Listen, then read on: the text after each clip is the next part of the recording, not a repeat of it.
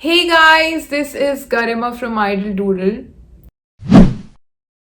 So since I have a good handwriting, whenever I enter my class, my friends are just waiting for me whenever we have to submit assignment or some project that she will come and she'll write on our first page. And since at that moment I am also in a hurry because I also have to submit my assignments and project, I have these go-to fonts which are embedded in my head, and whenever I am in a hurry to write anything like birthday favors or projects, I go for these fonts.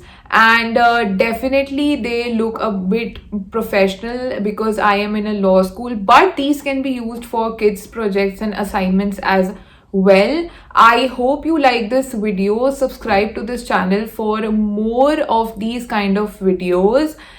Till then, let's get started with the video.